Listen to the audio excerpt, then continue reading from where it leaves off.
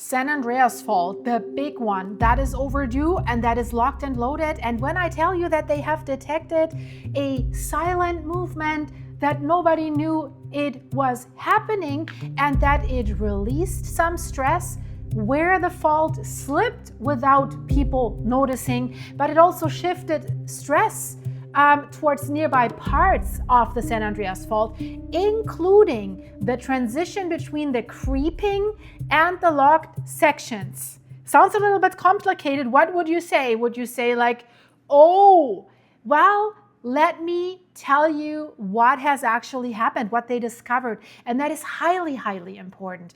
Artificial intelligence, and I always said it, I said, we will look at data that we have.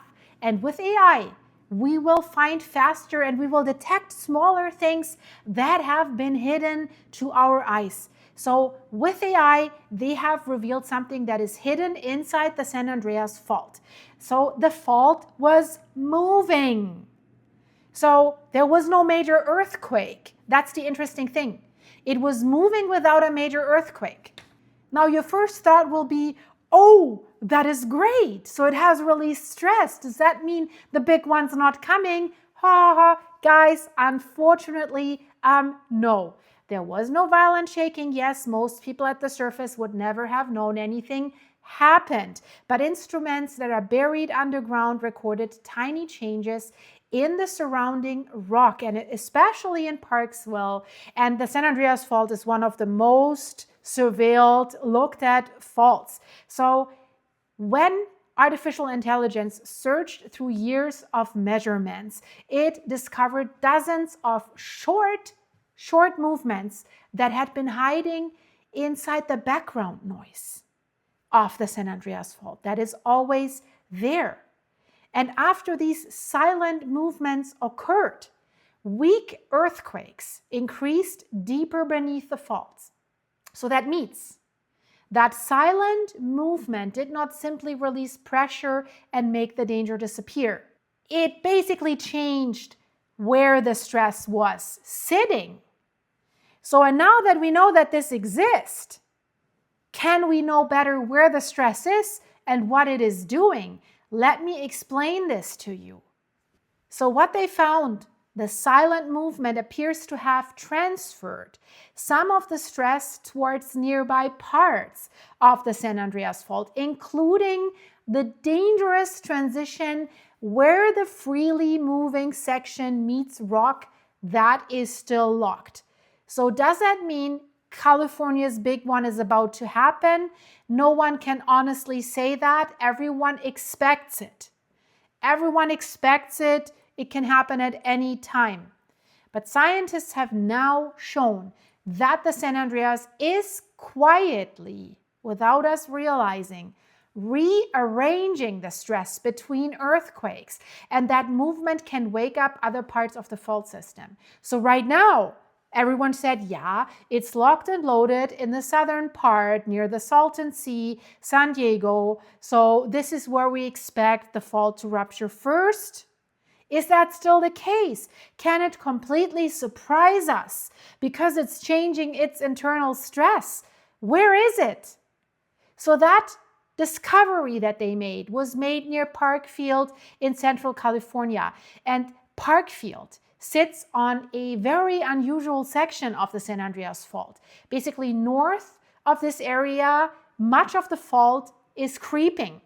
That means San Andreas Fault, I want to say that, is a strike-slip fault, right? So that means the two sides slowly slide past each other without waiting for one enormous earthquake. So they don't seem to be locked and loaded and then suddenly slip with the boom, the big one that means shizzy sitting the fizzy, right?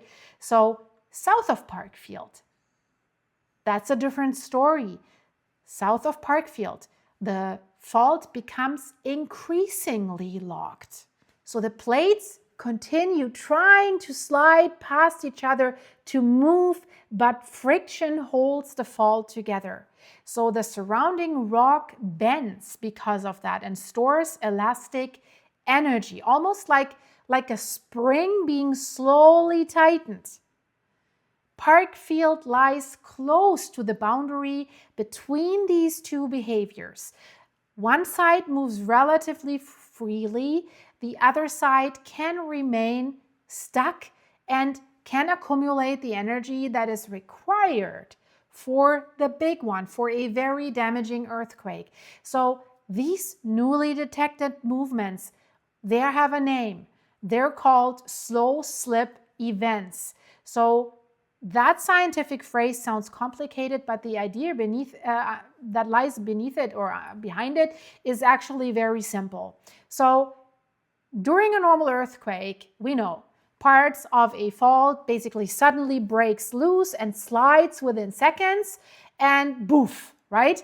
That's a rapid movement. It sends powerful vibrations through the ground. And I'm showing you this video here.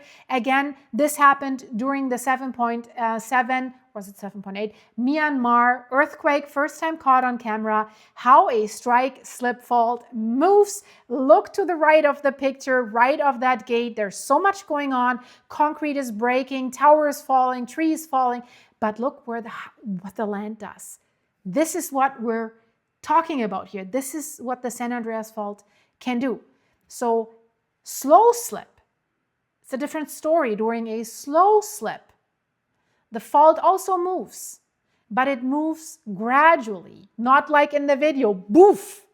So the Parkfield events that they have discovered, they lasted between approximately 25 to 100 minutes. So not like within seconds. And because the movement unfolded so slowly, it did not produce the usual strong seismic waves / earthquakes that are associated with such a move, creating an ordinary earthquake. It was so slow. I mean, still, if I tell you, where you live, right underneath you, the San Andreas Fault was moving, slipping for 25 to 100 minutes, sounds not good. Sounds a little bit scary. So this was real fault movement, guys. Really, it was real fault movement. It was just without the violent shaking. So the researchers now, they studied measurements that they collected between 2009 and 2016. They said, hey, let's look at the old data. Maybe something like that happened there too. Or can we find what happened in that time period, right? And they used devices that they called borehole strain meters. So a strain meter does not simply listen for shaking. It measures basically tiny changes in the shape of the rock around it. It can detect whether the crust is being like stretched, squeezed, or sheared. And these instruments were installed roughly 150 meters, that's roughly 500 feet, underground, where they could detect extremely small deformation happening near the San Andreas Fault. So the problem is with these measurements that they also contain tides, atmospheric pressure changes, long-term trends, and instrument noise. So each day that they measured contained tens of thousands of measurements, huge data pool, making like the smallest tectonic signals difficult to separate from everything else. But here is AI. You create an algorithm, basically a game plan, tell the system what to look for, and it is able in a very, very short period of time to look at a large amount of data and find the smallest variation and distinguish this from the background noise and find the fault movement. So the artificial intelligence system, the algorithm, was trained to recognize repeating shapes inside that mountain of data. So it did not predict where an earthquake would happen, of course, but it grouped together measurements that did show similar deformation patterns. And then the researchers inspected the detections and removed signals that appeared to be like instrument problems or unrelated disturbances. And then what they found is amazing, but also unnerving, I have to say, because it shows us that the San Andreas Fault is doing much more than we thought before. They found, and now listen to the number, 92 slow slip events. 71 had previously been identified through manual examination. The artificial intelligence system uncovered an additional 21 that were missing from the original catalog. And 14 of those newly discovered events were also visible on separate instruments that basically directly measure the surface creep. And that supports, that's the interesting part, that supports the conclusion that the fault had genuinely moved. It had moved. So the events appeared to occur within the shallowest area, within the shallowest 4 kilometers, that's approximately 2.5 miles beneath the surface. So not very deep down. Most moved in the normal direction that is expected along the San Andreas Fault, right? The San Andreas Fault is a right lateral fault. So that means when someone stands on one side and looks across it, the opposite moves towards the right. So that movement, and that's interesting, it was tiny if we compare it to like a major rupture, of course, right? But it is still a physical shift along the actual fault. Let that sink in. It is a movement. And of course, now that's the critical question that I mentioned at the beginning, and I know that you will ask that question. Did that movement release stress? Or did it increase the danger? That's the interesting part. The answer is it can do both, unfortunately, depending on which part of the fault is examined. So when a section of a fault slips, it releases some of the strain, of course, that had accumulated directly on that small patch in that limited area where it slips. So we have less elastic energy that might remain available for a future earthquake. But the problem with energy is the energy does not simply vanish. So movement in one area of the fault changes the forces that are basically acting on the surrounding areas of the fault. So one patch can relax while the movement pushes, pulls, or twists an adjacent patch of the San Andreas Fault. So imagine, I'll give you an example. You have like several boxes that are tightly pressed together. And so when one box suddenly slides in a forward direction, let's say, the pressure directly behind that box decreases, right? It decreases. But the sliding box can press harder against the next box in line, right? And fault stress behaves in a similar way. So the slow slip events may have relieved stress on the shallow creeping section while transferring a temporary stress change through neighboring fault zones. And researchers found evidence that this transfer was actually affecting the San Andreas Fault. So after the slow slip events, the number of low frequency earthquakes increased. So low frequency, these are not large earthquakes that come with a strong shaking. They're weak, they're repetitive failures occurring much deeper in the crust. And around Parkfield, the low frequency earthquakes that are examined in this study occurred roughly 16 to 28 kilometers deep. That's 10 to 17 miles underground. So they may represent tiny brittle patches breaking inside a larger region that is otherwise slipping more slowly. What does that mean? If I say that in simple words, the deep fault basically has or contains small stuck spots. So when stress changes around them, some of those spots crack. So the increase of these earthquakes was the clearest on the day right after the slow slip event. But the low-frequency earthquake activity was also elevated during the slow slip event and the following 2 days. And if we look at that timing, this is not coincidence. So this suggests to us that the shallow movement changed indeed the stress conditions deeper down inside the San Andreas Fault. And that's important because that's where the dangerous part lies. So basically, the shallow and the deep activity were separated by many kilometers or miles, but they were still mechanically connected through the fault system. So when that study now says, okay, slow slip modulates seismicity, that means the silent movement altered the rate or the timing of later earthquake activity. And that is significant. Really think about what that means. It altered the rate or the timing of later earthquake activity, and that can go in both directions.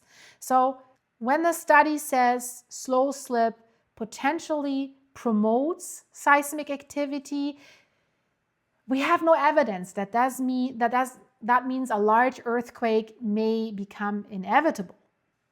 It only says the stress change may make certain small fault patches more likely to fail than they were before the movement occurred. But we do know that small patches, that shaking, can trigger a bigger locked and loaded section. Basically a little bit like a domino effect. This could trigger the big fault, big one.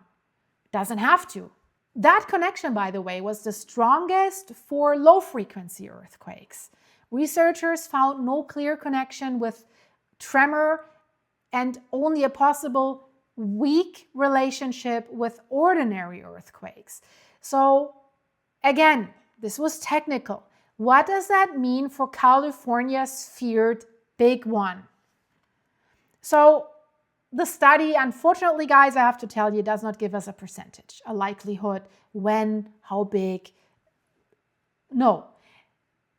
It does not show that one of these 92 events basically started the countdown to a major San Andreas rupture. It does not show that the fracture or the fault is currently accelerating in July 2026 because the measurements that they analyzed were from 2009 to 2016. And the events were detected near Parkfield, not along the entire length of the San Andreas Fault. But, I mean, that's the area that they looked at, right? And it certainly already changes the picture of how earthquake danger develops. Maybe they find something like this in other areas of the fault. And usually, scientists divide a fault basically into simple categories. One area is creeping, another area is locked, and the locked section is basically where the serious danger builds. They're telling us it's the southern part. So the new evidence shows us that these areas do not behave independently. And that's a little bit of a shocker. So movement inside the creeping section can send a stress disturbance towards the transition zone beside the locked section. So that new research paper specifically, I've read it for you guys, it specifically describes a temporary transfer of stress from the creeping region towards adjacent areas, particularly the boundary between creeping and locked fault behavior. And that boundary is really the most important part. It deserves a lot of attention because this is exactly where the movement can encounter resistance. So a small slip event, a small silent, how they call it, silent slip event, does of course not contain enough energy to become California's big one by itself. The concern is whether repeated movements influence the larger locked system over time or whether the particular stress change could eventually help push a fault patch that is already close to failure. And we know it is close to failure. It's overdue, it's locked and loaded. Could it give it? Is that what will eventually give it the last push? That new study cannot answer that yet, but it shows us that this connection exists, and that is huge. Does not reveal, unfortunately, how close the locked and loaded section is to breaking. But scientists are telling us they expect it to be close. And the researchers also discovered something else that is interesting, that these slow, silent movements, they follow a size versus duration pattern similar to regular earthquakes. So we call this a moment duration scaling. Moment is essentially a measurement of like how the fault moved, how large the moving area was, and how strong the surrounding rock was. So the finding does not mean if we have a silent slow slip event that this is transforming into a major earthquake, but it means that slow movement and violent earthquakes may belong to the same broad family of fault behavior rather than being completely separate processes. That's the interesting finding here. So the difference is how rapidly the fault releases its movement and energy. At one end, it creeps almost continuously, and then come short silent slip events. And at the violent end, we suspect it's the southern end, the fault accelerates into a normal earthquake and releases damaging seismic waves. So the San Andreas Fault can operate across that entire range. We know that now. We're not there yet that artificial intelligence, that algorithm, high-tech, fast computers can detect the big one. But what it has done already may be more important for how we understand the San Andreas Fault over the long term. It has exposed physical movements that conventional search has missed, even at Parkfield, one of the most closely monitored earthquake zones in the world. So I think that this new technique will eventually help scientists to watch silent stress changes almost as they happen instead of discovering them years later. Because when we know they're happening right now, we can be on alert. For now, I have to tell you, the message of this new finding is uncomfortable, but also clear. And I say it again, the creeping section of the San Andreas Fault is not disconnected from the dangerous locked section. When one part moves, stress can be rearranged somewhere else. Most of these movements, as we see, they end quietly, thankfully. But they have now confirmed that even deeper patches can be disturbed by the silent movement and that they can increase small earthquake activity. And that activity could loosen something that's locked and loaded, can pass the stress along. So very interesting, guys. I hope you found that interesting. And check out what just happened at the underwater volcano in the Bismarck Sea, Titan Ridge. That mysterious thing that nobody really sees, but we know it's there because we see smoke plumes, discolored water, pumice. And now we had a 6.4 earthquake in that Bismarck Sea region. Very, very interesting geological region because a lot is happening there. So does that trigger that underwater volcano again? And since we're not seeing what's happening there, how that earthquake might have damaged the underwater volcano, that's the risk. Can always collapse, crater collapse, cone collapse, and can send dangerous tsunamis. So check out the video. It's really, really interesting. I see you there. Bye-bye.